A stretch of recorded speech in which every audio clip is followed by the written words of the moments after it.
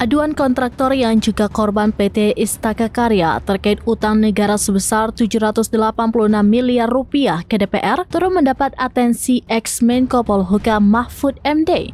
Mahfud dalam unggahan akun X-nya pada Jumat 7 Maret 2025 menyinggung terkait utang-utang era pemerintahan Presiden ke-7 Republik Indonesia Joko Widodo yang menimpa para kontraktor. Mahfud meminta tolong kepada Presiden Prabowo Subianto untuk mengatasi persoalan tersebut. Ia juga meminta Prabowo mengasihani para kontraktor yang sudah keluar duit banyak namun belum diganti oleh negara. Menurut mantan Ketua Mahkamah Konstitusi itu, negara kerap mengejar rakyat yang berutang namun kerap abai apabila negara yang memiliki utang kepada rakyat. Diketahui PPA kontraktor yang terlibat dalam proyek pembangunan jalan tol mengadukan nasib mereka ke DPR setelah tidak menerima pembayaran atas pekerjaan yang telah mereka selesaikan. Salah satu perwakilan kontraktor, Yudan, yang merupakan korban dari PT Istaka Karya, menyampaikan keluhannya dengan nada emosional. Menurut Yudan, ada ketidakadilan dalam sistem pembayaran utang antara negara dan rakyat. Ia menyoroti bahwa jika masyarakat berhutang kepada negara atau bank milik negara, mereka akan dikejar hingga tuntas. Namun, ketika negara berhutang kepada rakyat, pemerintah justru terkesan santai dan mengabaikan tanggung jawabnya. Ia mengungkapkan bahwa para kontraktor telah berupaya mencari keadilan dengan mengirimkan surat dan melakukan berbagai langkah lain.